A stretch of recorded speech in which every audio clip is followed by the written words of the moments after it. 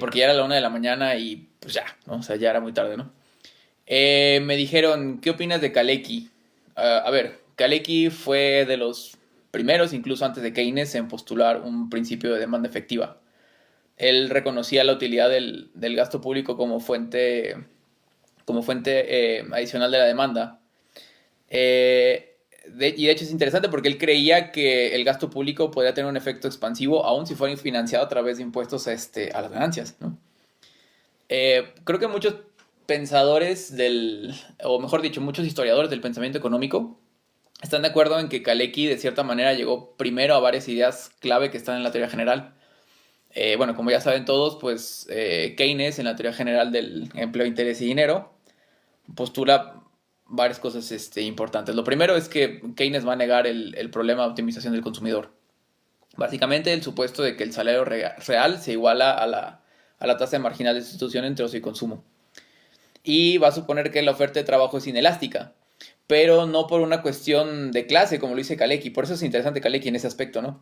Porque básicamente Keynes parte del supuesto de que la oferta de trabajo es inelástica porque los trabajadores sufren de ilusión monetaria.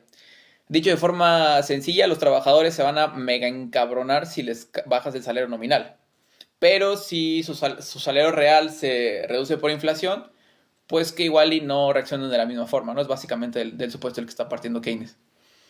Pero todo esto aceptando también la curva de demanda de trabajo y el supuesto de que la productividad marginal del trabajo se iguala con el salario real.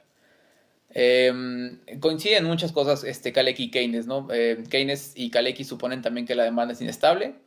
Keynes la explica a partir de la noción de la eficiencia marginal del capital. Y bueno, ambos van a coincidir en que los dos son pues, fuertes críticos de la teoría de los fondos prestables, ¿no? En el caso de Keynes, pues Keynes va a proponer una teoría de la tasa de interés basada en este concepto de la preferencia de la liquidez, ¿no? Y la tasa de interés se va a determinar en el mercado de dinero. Resumiendo demasiado la teoría general de Keynes, ¿no?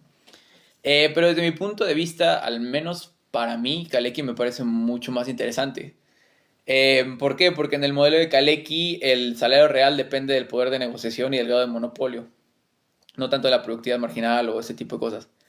Eh, lo mismo que Keynes, pero el problema es que para Keynes el salario tiene que ver con la cuestión de la ilusión monetaria. Y para Kalecki no, para Kalecki tiene que ver con la cuestión del poder de clase y el conflicto distributivo. Es decir, para Kalecki el tema de la cuestión de la lucha de clases es central, ¿no? Kalecki también, por ejemplo, decía que a fin de cuentas los capitalistas siempre se iban a resistir al pleno empleo, porque eso aumenta la confianza y el poder de negociación de los trabajadores, ¿no? Algo que también dice este brother de este manual de macroeconomía tan famoso, Blanchard, ¿no? No sé si lo recuerden, pero en las primeras páginas también dice algo así como, no, es que, o sea, el desempleo tiene que ser bajo, pero nunca cero, ¿no? Porque justamente, evidentemente, pues eso le da mayor poder de negociación a los trabajadores, ¿no? Hay un paper de la Fed sobre por qué el poder de negociación de los trabajadores, perdón, empezó a disminuir con la llamada época neoliberal, ¿no? A partir de la década de 1980 y justamente utilizan a Kalecki, ¿no? Para explicar eso, ¿no?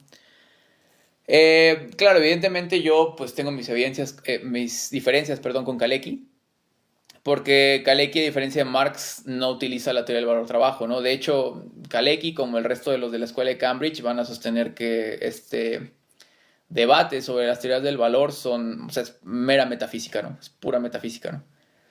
Pero es interesante porque Kalecki sí da una suerte de teoría de la explotación, pero explicada por el poder de los capitalistas para poder fijar precios, ¿no?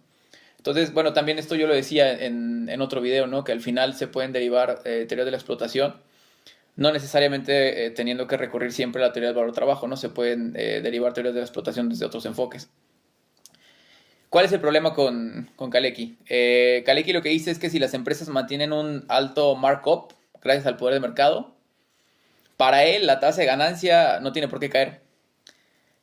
Aunque Kalecki reconoce que una caída de la rentabilidad puede afectar la inversión, en su esquema la masa de beneficios sigue aumentando mientras crezca el output. O sea, mientras siga aumentando la producción, no debería de tener que caer la inversión. En Marx ocurre lo contrario.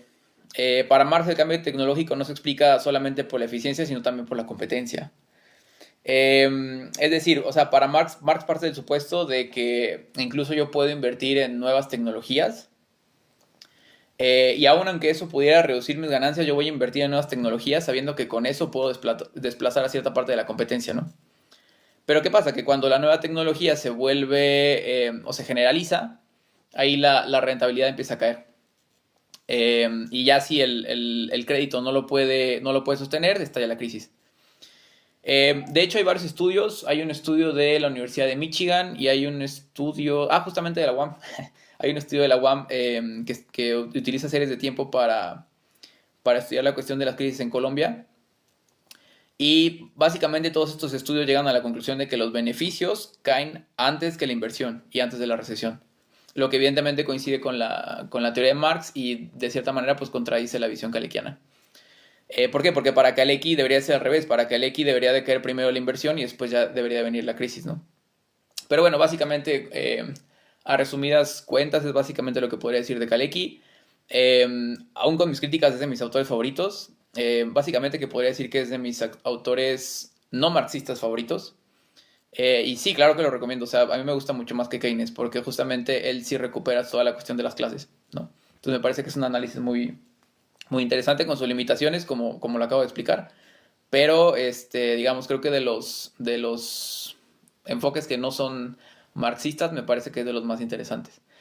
Pero bueno, ahora sí ya retomando el tema de la teoría del valor, que fue creo que las preguntas más repetidas ahí en Instagram, ¿no? Porque